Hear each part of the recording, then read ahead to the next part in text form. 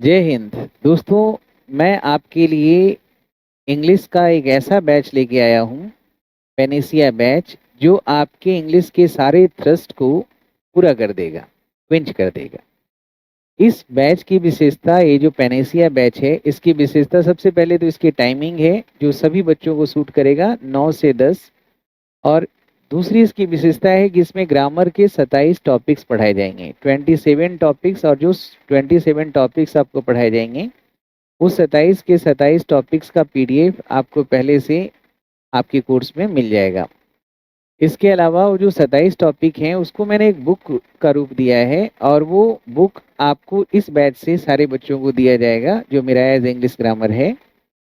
इस बैच की विशेषता दूसरा ये है कि इस बैच के साथ साथ आपको साइंटिफिक तरीके से सारे वोकेबलरी, जैसे ग्रामर पढ़ा रहे हैं तो ग्रामर और वोकेबलरी में, जैसे आप वन वर्ड सब्स्टिट्यूशन पढ़ते हैं या सिनोनिम पढ़ते हैं, एंटोनिम्स पढ़ते हैं, ईडीएम फ्रेजेस पढ़ते हैं, ओडब्ल्यूएस या रूट वर्ड्स, फ्रेजल वर्ब पढ़ते हैं, तो ग्रामर के साथ साथ वोकैब्स का पीडीएफ भी आपको मिलेगा साथ साथ। और पीडीएफ की विशेषता ये होगी, और जो हम पढ़ाएंगे उसका, कि जो वर्ड आप पढ़ेंगे उसको वाक्य में यूज करना सीखेंगे। यानी कि हर वर्ड को वाक्य में लिख के आपको बताया जाता है, ताकि वो चीज़ें हमेशा के लिए दिमाग में रहे और उनको हम लिखने में, पढ़ने में यूज कर सकें, ताकि जिनका सपना है कि वो मैं एक अच्छे वक्ता के रूप में, एक अच्छे राइटर के रूप में अपने आप को उभार सकें, तो उनके लिए ये बिल्कुल पैनेसिया है बैच। इसमें आपको हर एक वर्ड्स को वाक्य में यूज करके बताया जाएगा, ताकि आप, और सब सारे वर्ड्स को, चाहे सिनोनिम हो, एंटोनिम्स हो, जितने तरह के वर्ड्स हैं सबको आपको यूज करके बताया जाएगा। और ग्रामर वो गैप्स रोज होगा, और जब ये खत्म हो जाएगा आपका ग्रामर का एक टॉपिक, 27 टॉपिक में एक टॉपिक खत्म हुआ, उसके बाद इस पे हम प्रैक्टिस करेंगे अच्छे तरीके से। और पहले तो 7 बुक मिलता था, अब ये 8वां बुक जो है इंग्लिश ग्रामर की, मेरा एज इंग्लिश ग्रामर का, ये बुक सिर्फ इसी बैच से शुरू हो रहा है। उन सारे बच्चों को मिलेगा। इसमें 27 टॉपिक है ग्रामर के। नॉर्मली ग्रामर के बुक में आपको पार्ट्स ऑफ स्पीच ही होते हैं सिर्फ, लेकिन इसमें जो इंग्लिश के बहुत सारे स्किल्स हैं, बहुत सारे जो टूल्स हैं, उनको भी इसमें डाला गया है। जैसे ट्रांसफॉर्मेशन, तीनों तरह का इसमें डाला गया है। क्लिप सेंटेंसेस है। इसके अलावा आपका मॉडिफायर है, जो आप हमेशा खोजते हैं। इसमें स्पेलिंग के सारे रूल्स भी दिए हुए हैं। इसके अलावा मूड है, और जितने भी नॉन फाइनाइट के जितने भी तरीके से रूल्स जो हैं, वो सब कुछ इसमें दिया हुआ है। एडवर्बियल्स दिया हुआ है। मतलब जो भी टॉपिक आप सोच सकते हैं वो सारे 27 टॉपिक में, और ये प्योरली ग्रामर का है, इसमें कोई भी वो कैप्स पिरोया हुआ नहीं है। वो कैप्स के लिए तो सेपरेट आपके पास एडवांस वर्ड बूस्टर है ही। तो ये बुक आपको इसी बैच से दिया जाएगा, और ये जो कोर्स का फी है ना, 4,000, इसी में इंक्लूड हो जाता है ये सारे बुक्स भी। और जो कोर्स में मैं जो चीज़ें पढ़ाऊँगा, वो सारी चीज़ें मतलब लाइव कोर्स के बाद वो आपका रिकॉर्डेड में भी रहेगा, जो 2 साल तक आप एक्सेस कर सकते हैं। यानी कोर्स की वैलिडिटी 2 साल तक रहेगी। और ये हर एक एग्ज़ाम्स के लिए है, चाहे आपका आईएएस हो, टॉफेल हो, यूपीएससी हो, जुडिशियरी हो, एसएससी हो, बैंक पीओ हो, सीपीओ हो, ये सारे एग्ज़ाम्स को कवर करेगा। और बहुत ही साइंटिफिक अगर बोला जा रहा है तो साइंटिफिक तरीके से ही चलेंगे। अगर ये पेनेसिया बैच है तो ये पेनेसिया बैच जो नाम दिया गया है उसको ये जस्टिफाई करेगा।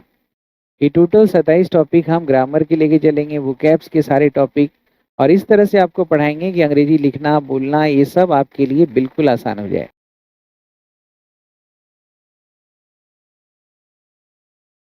तो दोस्तों, श्याम शर्मा लर्निंग ऐप को डाउनलोड कर लीजिए प्ले स्टोर से जाके, और वेबसाइट है www.shyamsharmasclasses.in।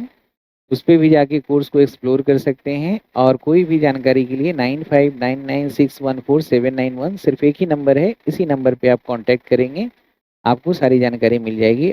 18 अप्रैल शाम 9 बजे से ये क्लास चलेगी, और आपको ये क्लास आपके सारे एक्सपेक्टेशन को पूरा करेगी, ऐसा मैं उम्मीद करता हूँ और पूरी कोशिश करूँगा। जय हिंद। चलिए बच्चों, आज सब्जेक्ट वर्ब एग्रीमेंट का सेकेंड क्लास है। एक एक बार प्यार से देखिए पहला क्वेश्चन को और बनाइए। हैंडआउट आपको मिल गया है। देखिए पहला क्वेश्चन, देखिए मेनी अ मैन, सब्जेक्ट देखिए यहां तक हो गया हमारा सब्जेक्ट, और यहां से हो गया हमारा predicate.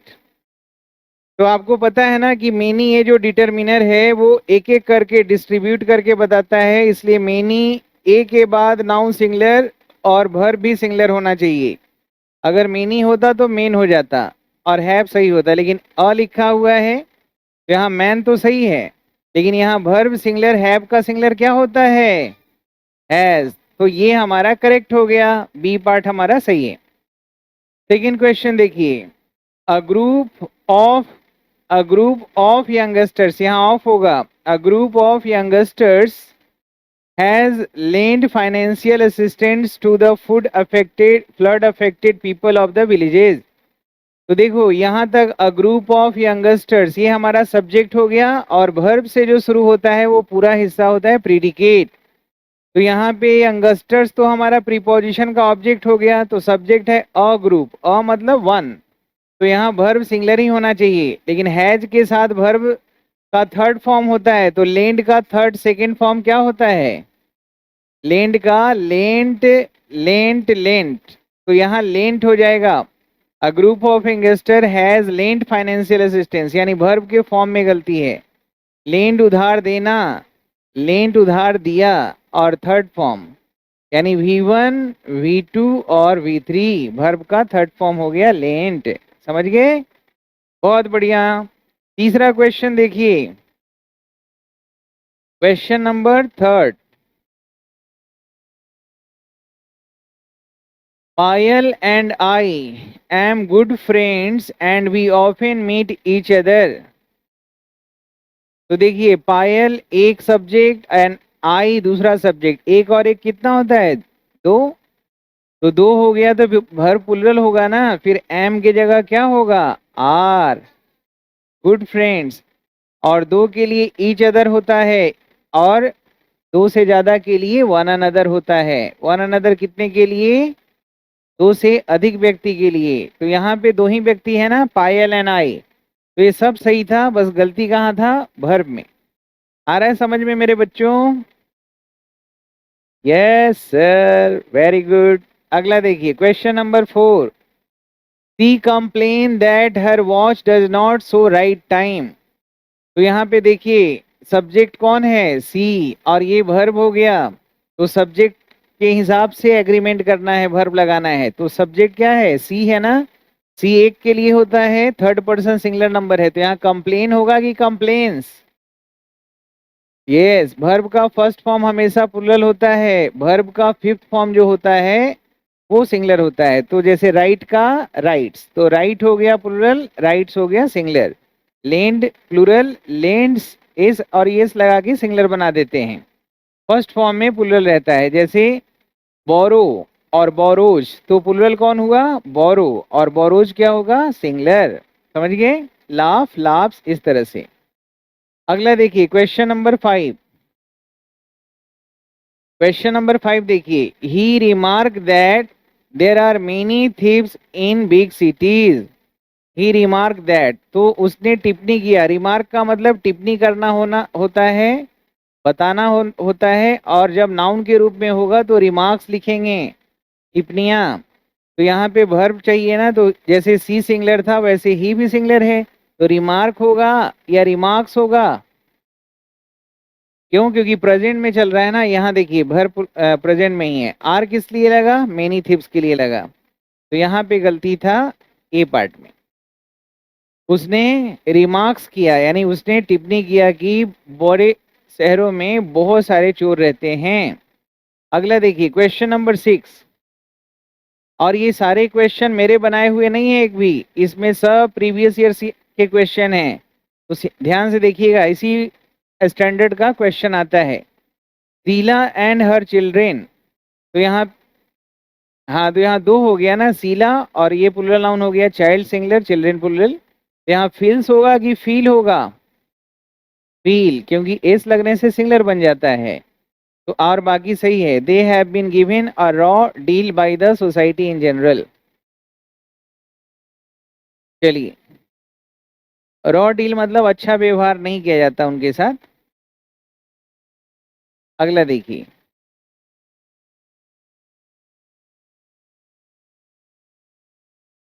Question number 7. We are happy that our Prime Minister with the members of his cabinet are to be present at the function.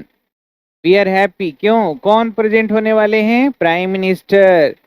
और ये तो विद तो प्रीपोजिशन है ना, with, with in, without preposition होता है। तो आगे वाला तो हम सब्जेक्ट मानेंगे नहीं, आगे वाला किसका ऑब्जेक्ट होगा? प्रीपोजिशन का। दो ही जगह ऑब्जेक्ट आता है, प्रीपोजिशन के बाद और ट्रांजिटिव वर्ब के बाद ऑब्जेक्ट आता है ना। तो यहाँ पे प्राइम मिनिस्टर के हिसाब से वर्ब गलती हुआ है कि नहीं? प्राइम मिनिस्टर के हिसाब से वर्ब गलती हुआ है ना। तो यहाँ पे हो जाएगा, यहाँ पे आर की जगह क्या होगा? सिंगुलर वर्ब इज, इसमें गलती है। अगला देखिए, there are many conditions in the rule with which we do not agree. There are many condition in the rule with which. अब यहाँ पे देखिए, यहाँ चेक करिए, देयर हमारा एडवर्ब है, यहाँ आर किसके लिए लगा है? मेनी कंडीशंस के लिए। क्योंकि सब्जेक्ट जो है ना वो नॉन प्रोनाउन बनता है। अगर एडवर्ब शुरू में आए, देयर आए, वाई आए, वेयर आए, तो आगे देखना है कि किसके बारे में बात हो रहा है। एक्चुअली सब्जेक्ट तो वही होता है जिसके बारे में हम बात करते हैं। तो there are many conditions in the rule with which he. अब ही तो सिंगुलर है, तो यहाँ डू नॉट होगा या डज नॉट होगा? तो ये सही है, गलती यहाँ पे था दोस्तों, यानी कि सी पार्ट में, डज नॉट। अगला देखिए, क्वेश्चन नंबर 9। क्वेश्चन नंबर 9 देखिए, 20 क्वेश्चन हम लोग बनाएंगे सब्जेक्ट वर्ब एग्रीमेंट का, 20 बनाएंगे इडियम फ्रेजेस और 10 बनाएंगे सिनोनिम्स, और बाकी रिवाइज करेंगे जो पहले पढ़ा है आपने सिनोनिम्स को। The recent changes in the monetary policy has enabled us to aggressively work in his area.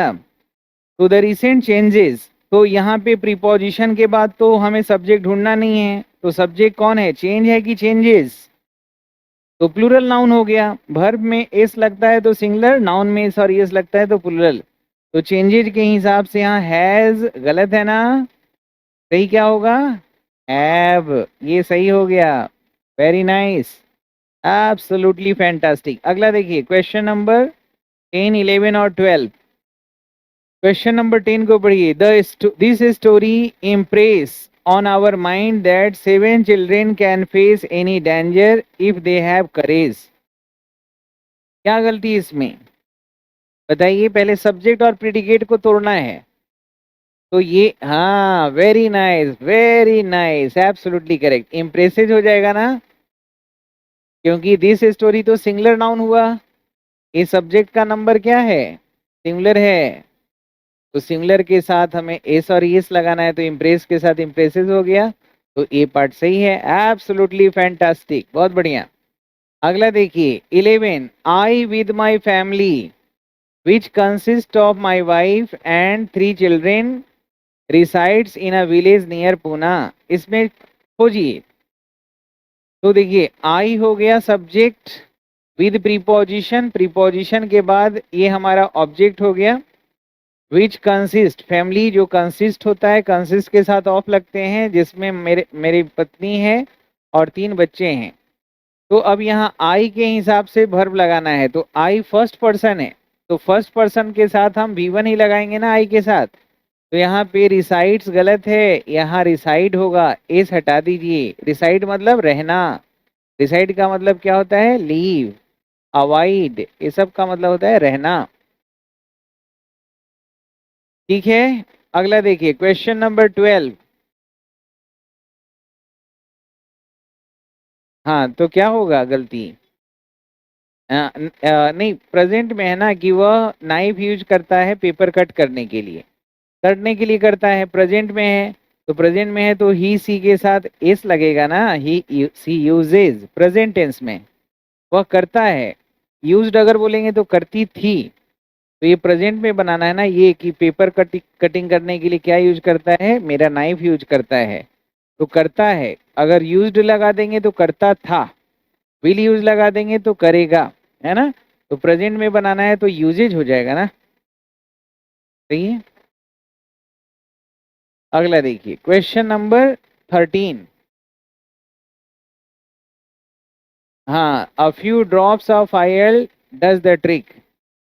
तेल की कुछ बूंदे ट्रिक करता है, यानी कि जादुई काम कर सकता है। तो यहाँ पे देखिए ऑयल तो प्रीपोजिशन का ऑब्जेक्ट हुआ, तो प्रीपोजिशन के पहले क्या है, ये डिटरमिनर है, संख्या बता रहा है। ड्रॉप्स हो गया प्लूरल नाउन, तो प्लूरल नाउन के लिए वर्ब क्या होगा, प्लूरल, यहाँ डू लगाएंगे।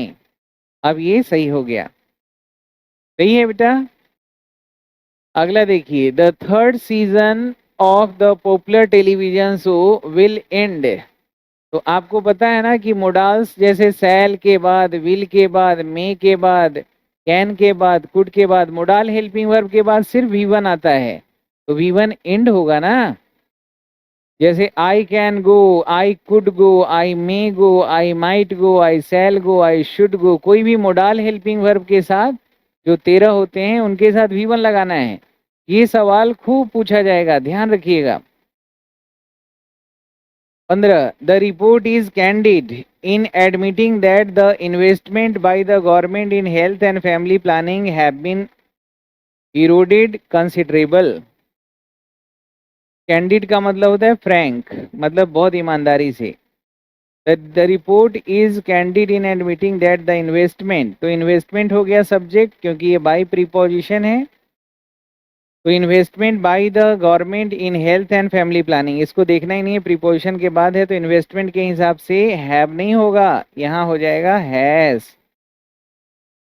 सिंगुलर वर्ब लगेगा ना। तो ये ध्यान रखिएगा कि प्रीपोजिशन के आगे हमें कुछ देखना ही नहीं है, जैसे Sita, with her brothers and her colleagues, कुछ भी लिखा रहे तो आगे देखना नहीं, विद के आगे तो सब ऑब्जेक्ट हो जाएगा।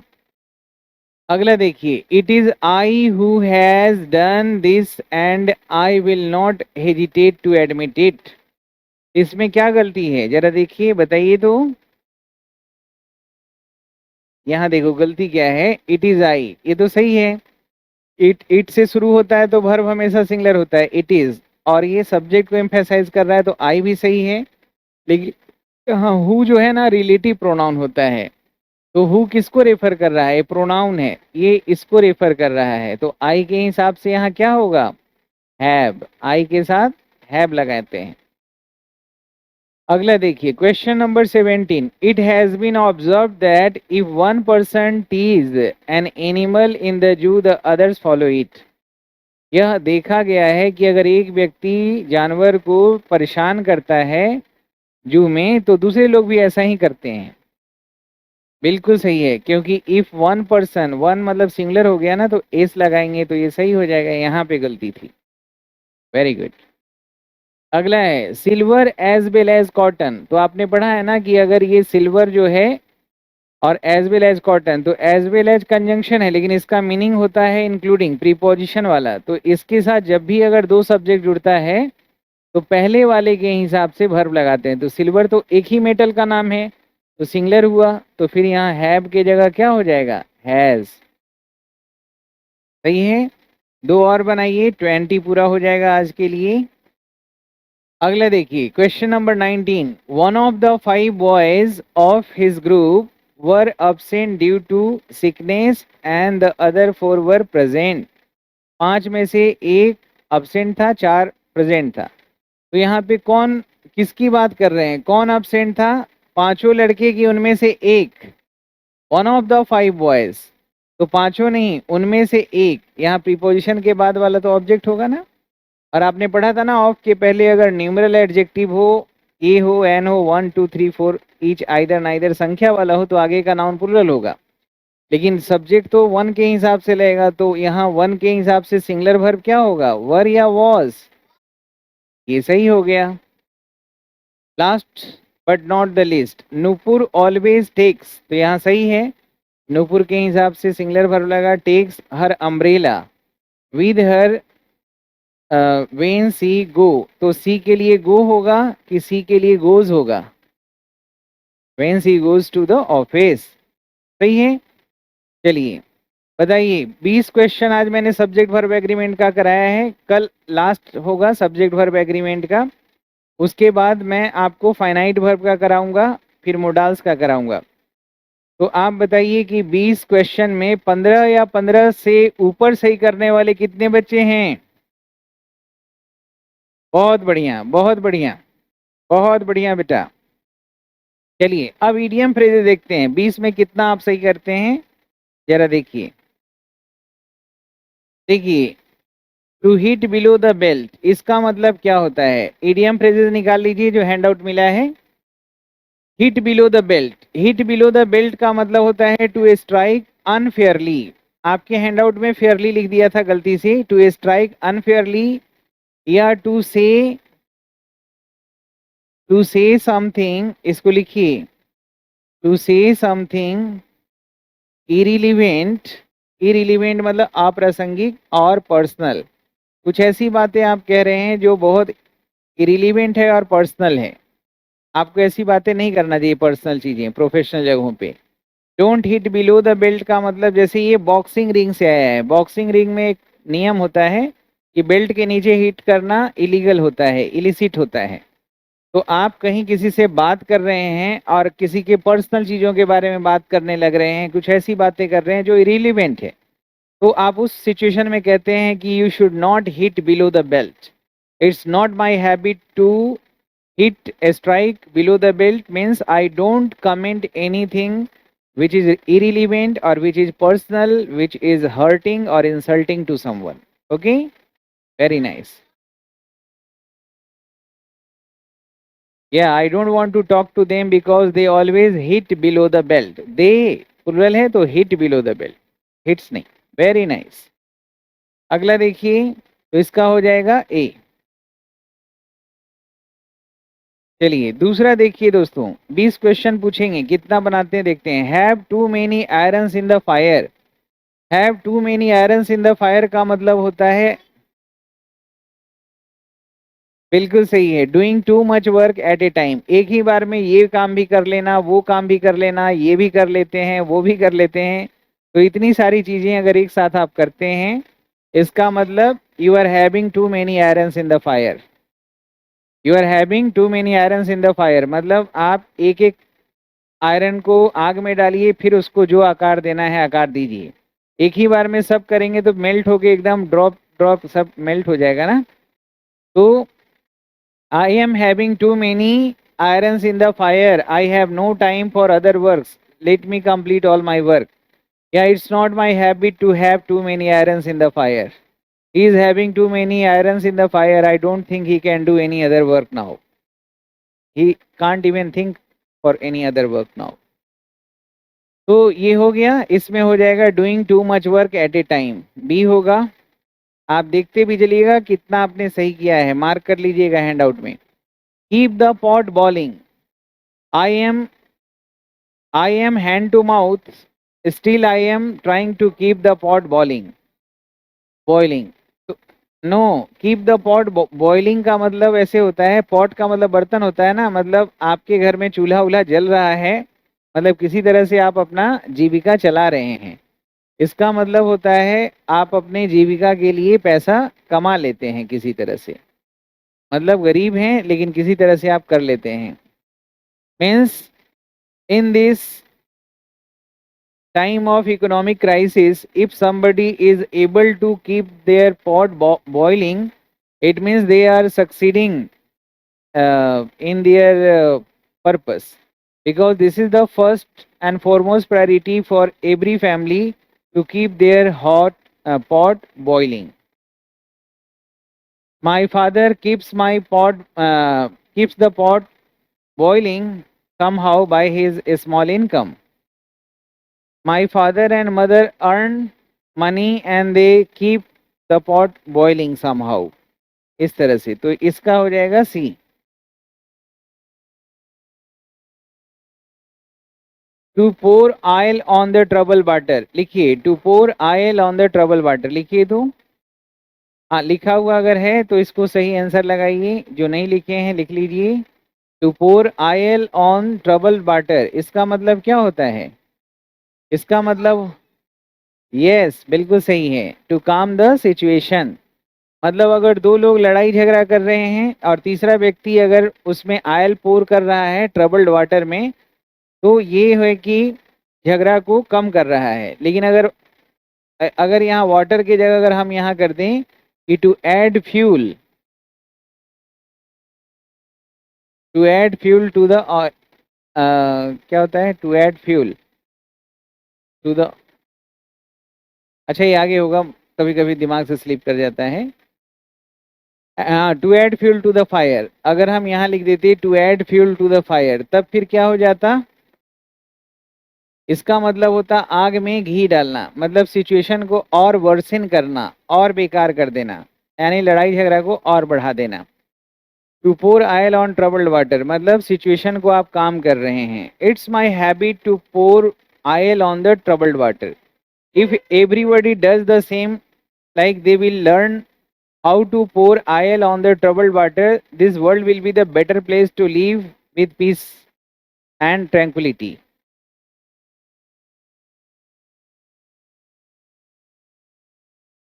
Troubled water, yes.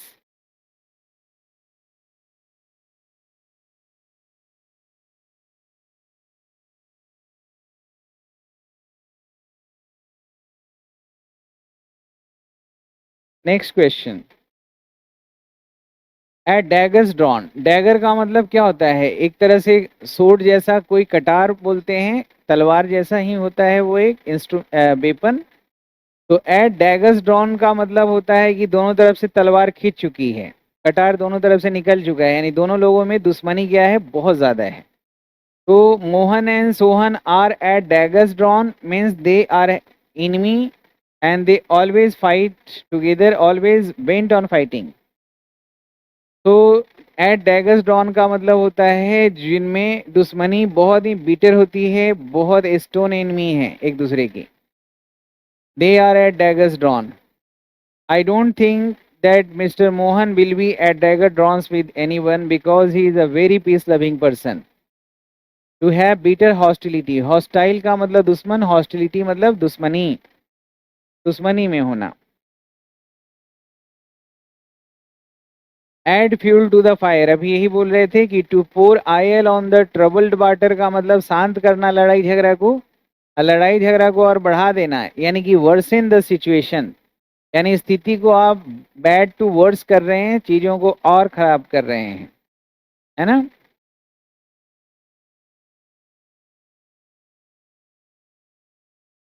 Yes, they were fighting and the tears of their mothers added fuel to the fire and they started fighting with more force and more aggression. सही है, it's not a good habit to add fuel to the fire. We should always learn how to pour oil on the troubled water. बहुत बढ़िया। अगला देखिए, carrot and stick policy. Carrot and stick policy is the best policy in my side. When you punish someone if he or she does anything wrong, and you reward someone if someone or somebody, yes, very nice, this is the right answer. Carrot and stick policy is the best policy for growing any company, factory, industry, any organization. Means a deserving person must be rewarded and a wrong person, bad egg must be punished for their deeds. ये सही जवाब है दोस्तों। अगला देखिए, get into hot water. Get into hot water का मतलब समझ रहे हैं ना, परेशानी में पड़ना। तो गेट इनटू हॉट वाटर का क्या हो जाएगा इसमें,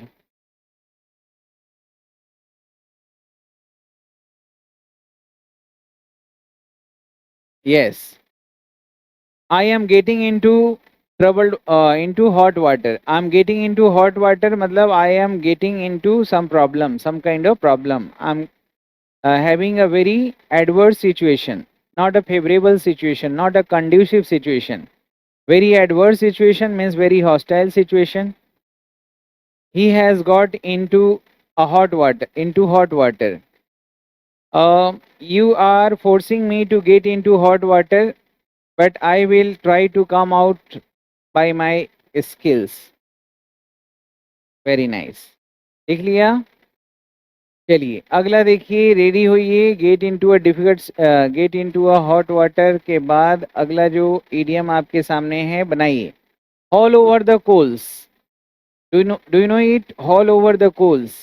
इसका मतलब है कि कोई आदमी अगर गलत कर रहा है कुछ भी गलती से बोल रहा है या कर रहा है तो आप उसको डांटते हैं, फटकारते हैं, तो उसको कहते हैं नो रिप्रीमेंड करना। रिप्रीमेंड करना मतलब डांटना, फटकारना। जैसे बोलते हैं ना किसी को चाइड करना, रिब्यूक करना, रेंट करना, रेंट, ये सब का मतलब क्या होता है? डांटना, स्कोल्ड करना। Is हॉलिंग, हॉलिंग coals. My mother's habit is to haul over the coals. Whenever I do something wrong, she never controls, she just go on hauling over the coals. तो रेप्रीमेंड का मतलब होता है किसी को डांटना, फटकारना गलत चीजों के लिए, to haul over the coals. अगला देखिए, hit the nail on the head. Hit the nail on the head, nail का मतलब कील होता है, तो एकदम सही जगह पे निशाना लगाना, या जब आप, हाँ, या राइट, हाँ, अगर आप कोई जीडी में बैठे हुए ग्रुप डिस्कशन में डिबेट हो रहा है, कॉन्वर्सेशन कर रहे हैं, लोग इधर उधर की बातें कर रहे हैं और आप एकदम बिल्कुल सटीक टू द पॉइंट प्रासंगिक बात कर रहे हैं, तो आप क्या कर रहे हैं? You are hitting the nail on the head, means you are speaking absolutely right, absolutely relevant things. तो इसका आंसर हो जाएगा B, you are hitting the nail on the head to speak absolutely right. In debate, in GD, you should always be ready to hit the nail on the head. अगला है hold in less. Less का मतलब क्या होता है? चाबुक होता है, जैसे घोड़े को मारने के लिए चाबुक होता है ना, लेस। तो होल्ड इन लेस का मतलब है किसी को कंट्रोल करके रखना, नियंत्रण में रखना, किसी की आजादी को। टू रिस्ट्रिक्ट समवन्स फ्रीडम, किसी के फ्रीडम को रिस्ट्रिक्ट करके रखना, किसी को अपने कंट्रोल में रखना, यानी कि सी ऑप्शन सही है, लिखिए hold in less. Please right it down, hold in less. Hold in less का मतलब होता है टू कीप कंट्रोल या टू रिस्ट्रेन समवन्स फ्रीडम, किसी की आज़ादी को बांध के रखना, रोक के रखना। To restrain someone's freedom, to restrain someone's freedom. चलिए अगला देखिए, next question is at once beats इन।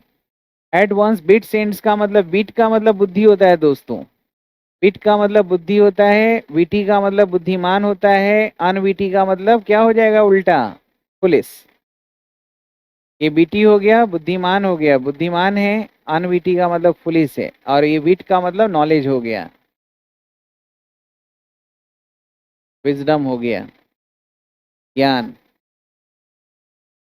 हाँ बिल्कुल, मेरी बुद्धि जहाँ एकदम खत्म हो गई थी, मैं एकदम आश्चर्यचकित था। I was at my wit's ends, और यहाँ वंस जब भी लिखा रहे ना, तो सब्जेक्ट के हिसाब से आई है तो माई लगाइए, यू है तो योर लगाइए, ही है तो हिज लगाइए, सी है तो हर लगाइए, दे है तो दियर लगाइए। ये वंस पॉजिटिव एडजेक्टिव है, कोई भी पॉजिटिव एडजेक्टिव लगाएंगे। मैं बिल्कुल एकदम आश्चर्यचकित था उसके आंसर को सुन के। I was at my wit's end to listen his answer.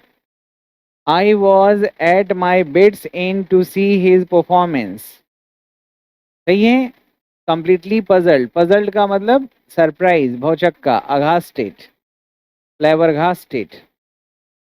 लिख लिया, एट वंस बेड्स एंड, चकित हो जाना। अगला देखिए, an apple of one's eye. An apple of one's eye, इसके लिए एक और आपने पढ़ा था ना, a blue eyed person, blue eyed person हो, an apple of one's eye हो, इसका मतलब होता है नो लवेबल पर्सन या फेवरेट पर्सन। तो इसका हो जाएगा बी, लिखिए he is an apple of my eye, she is an apple of her eye, her teacher's eye, your brother is a blue eyed person, वो सबका फेवरेट है, सबका लवेबल है, ब्लू आइड पर्सन। और ग्रीन आइड मॉन्स्टर लिखेंगे तो ईर्ष्यालु व्यक्ति हो जाता है ना। चलिए अगला देखिए, आफ्टर वंस ओन हार्ट। अगर कोई व्यक्ति को अगर हम कह रहे हैं कि he is after my heart, इसका मतलब उसका जो पसंद है नापसंद है, उसकी जो चॉइसेस हैं मेरे से मिल, हाँ, हाँ बिल्कुल, उसका पसंद नापसंद मेरे से मिलता जुलता है। Mohan is my best friend because Mohan is just after my own heart. After one's own heart, और वंस के जगह कोई भी पॉजिटिव एडजेक्टिव लगाइए, my, your, his, her, their. Mohan is after my own heart. My brother is after my own heart, मतलब उसका भी पसंद नापसंद मेरे जैसा ही है। सही है। अगला देखिए, नेक्स्ट है at one's beck and call. At one's beck and call का मतलब क्या होता है? हाँ, at one's beck and call का मतलब होता है किसी की सेवा में होना, एट सर्विस, किसी की सेवा में होना। मैं अपने माँ बाप की सेवा में हूँ, तो हम क्या लिखेंगे, लिखिए इसको, I am at my parents beck and call. I am at their beck and call. At one's beck and call का मतलब हुआ एट सर्विस, किसी की सेवा में होना। एट बेक एंड कॉल का मतलब क्या हो गया? किसी की सेवा में होना। ठीक है, एट बेक एंड कॉल का मतलब हुआ किसी की सेवा में होना।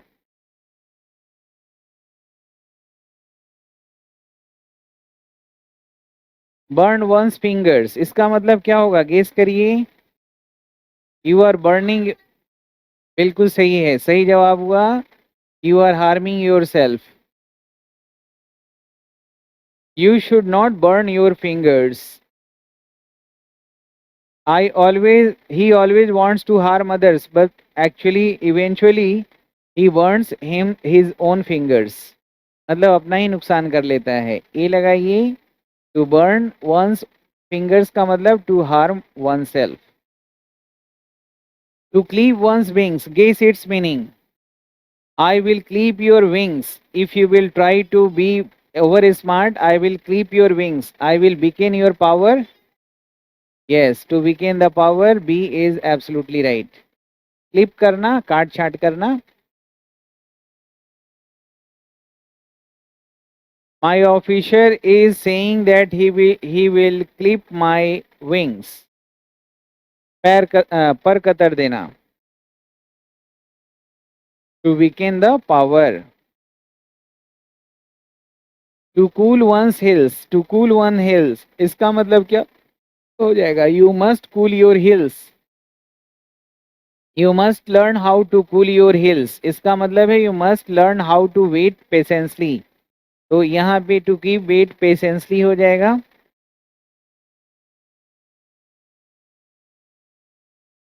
धैर्य, धीरज पूर्वक इंतजार करना, धैर्य पूर्वक इंतजार करना, to keep waiting patiently to cool one's heels.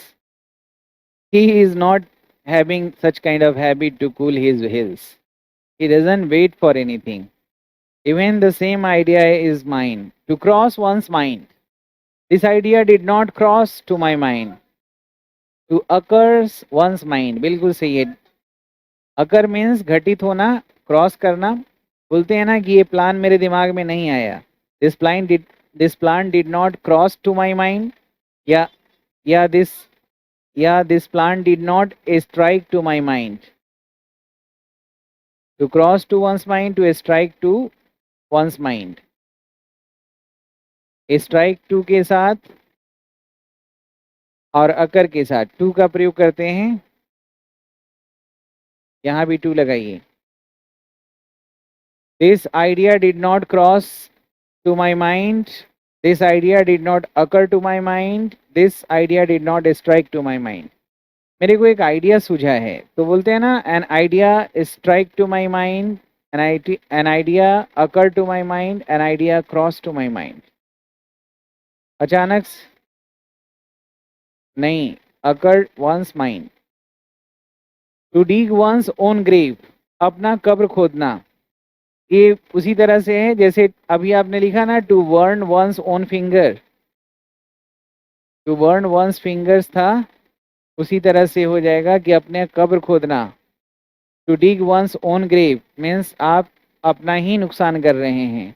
To harm oneself, A. देखिए दोस्तों, एक सेट सिनोनिम करते हैं, जरा ध्यान से देखिए। पहला वर्ड है कंटेम्पचुअस। कंटेम्पचुअस का मतलब होता है तिरस्कारपूर्ण, इंसल्टिंग, अपमानजनक। तो कंटेम्पचुअस अपमानजनक, इसका हो जाएगा डेस्पिकेबल, एडजेक्टिव है। लिखिए कंटेम्पचुअस का अपमानजनक, लिख लीजिए। कंटेम्पचुअस और डेस्पिकेबल का मतलब होता है अपमानजनक। अगला है कॉनेशियर। कोनेशियर का मतलब होता है कला का पारखी, एक्सपर्ट, स्पेशलिस्ट। कॉनेशियर, कला का पारखी। अगला है कॉन्फ्लिक्ट। कॉन्फ्लिक्ट का मतलब होता है डिस्प्यूट, विवाद, कलह, लड़ाई झगड़ा। स्ट्राइफ लिखिए, कॉन्फ्लिक्ट का स्ट्राइफ लिखिए। और कॉन्स्ट्रिव, कॉन्स्ट्रिव का मतलब होता है किसी को समझाना, एक्सप्लेन करना, व्याख्या करना, एक्सप्लिकेट करना, भी हो जाएगा। और क्रेडुलस का मतलब होता है सहज विश्वासी, भोला भाला, गुलीबल। देखिए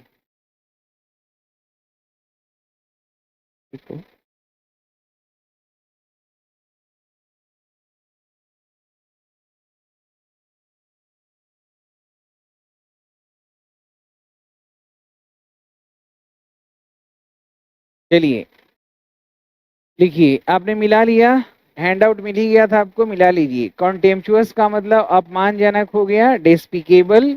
कॉनेशियर, कला का पारखी, एक्सपर्ट, स्पेशलिस्ट। कॉन्फ्लिक्ट मतलब झगड़ा, स्ट्राइफ। कॉन्स्ट्रिव का मतलब एक्सप्लेन करना, एक्सप्लिकेट करना। और क्रेडुलस का मतलब गुलीबल है, बहुत सीधा है, भोला भाला है। My brother is not gullible. अब जरा इसको मेमोरी लिंकअप से याद करते हैं।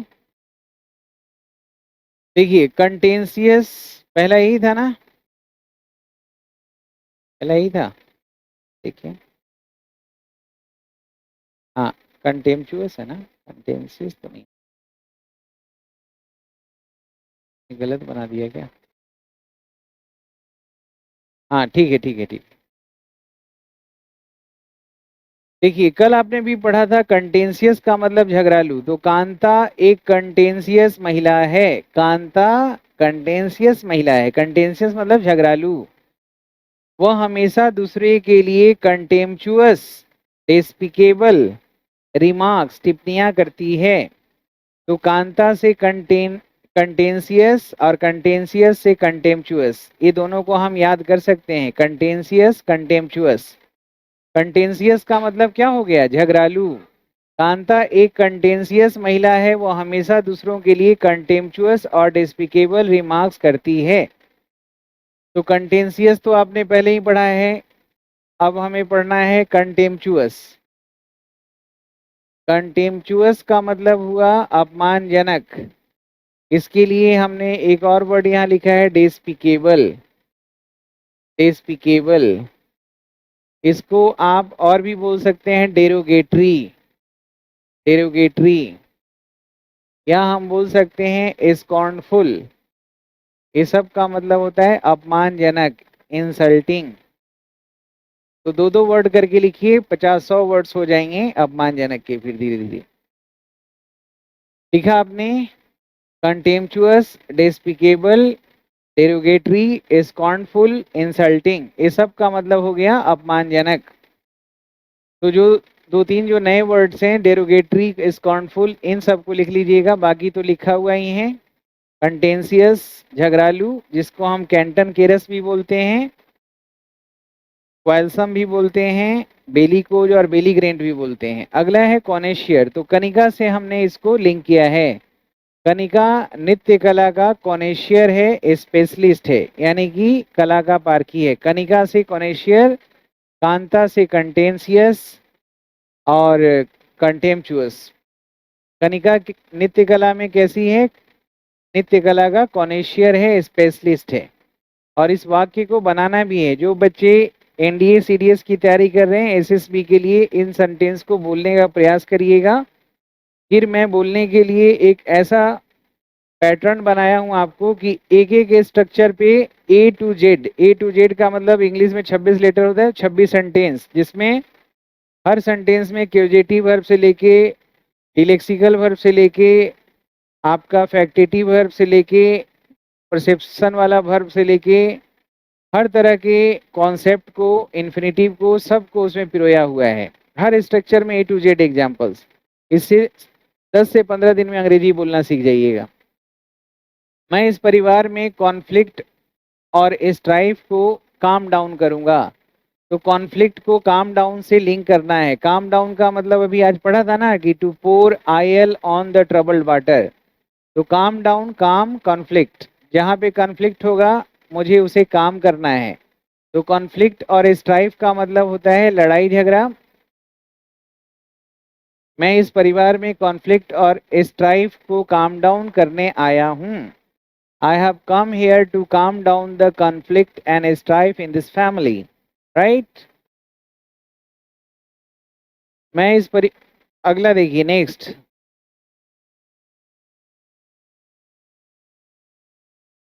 कौन उसे कॉम्प्लिकेटेड टॉपिक को कॉन्स्ट्रिव और एक्सप्लिकेट कर सकता है। तो कौन से, कौन इस कॉम्प्लिकेटेड टॉपिक को कॉन्स्ट्रिव, कौन कॉन्स्ट्रिव करेगा यानी कौन समझाएगा।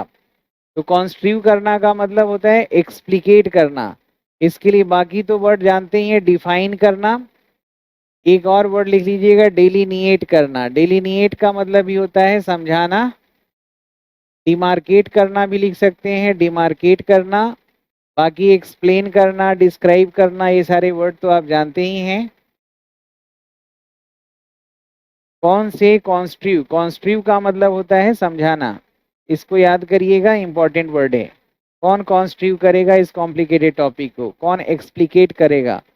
तो कॉन्स्ट्रिव करना, एक्सप्लिकेट करना और एक और हो गया डेलिनिएट करना। ये तीनों वर्ड्स को आप लिख लीजिएगा। लास्ट सेंटेंस आज के लिए, इस शांति वाले माहौल के लिए मैं सारा क्रेडिट इस क्रेडुलस और गुलीवल व्यक्ति को देना चाहता हूं। तो इस शांति वाले माहौल के लिए मैं सारा क्रेडिट, क्रेडिट से क्रेडुलस याद होगा, क्रेडिट पहले से दिमाग में है। क्रेडुलस का मतलब भोला भाला, और इनक्रेडुलस बोल देंगे तो हो जाएगा पेसिमिस्टिक, साइनिकल, स्केप्टिकल। गुलीवल मतलब ही भोला भाला। I will give, or I want to give all the credit to this credulous and gullible boy for this kind of peaceful environment. ठीक है। तो इस तरीके से दोस्तों आज हमने यहाँ पे ख़त्म किया है। कल से और हर दिन एक्साइटिंग चीज़ें मिलेगी। एंटोनेम्स आज मैंने नहीं डाला है, कल से एंटोनेम भी डालेंगे। सेनोनेम, एंटोनेम, इडियम फ्रेजेस और 20 स्पॉटिंग एरर, ये हम लोग रोज प्रैक्टिस में करते रहेंगे फिलहाल कुछ दिनों के लिए। फिर आपको आगे पैसेज, ऑर्डरिंग और वन वर्ड सेक्शन को आगे इंट्रोड्यूस कर देंगे फिर से। आज के लिए इतना ही, अपना ख्याल रखेंगे। जय हिंद, जय भारत।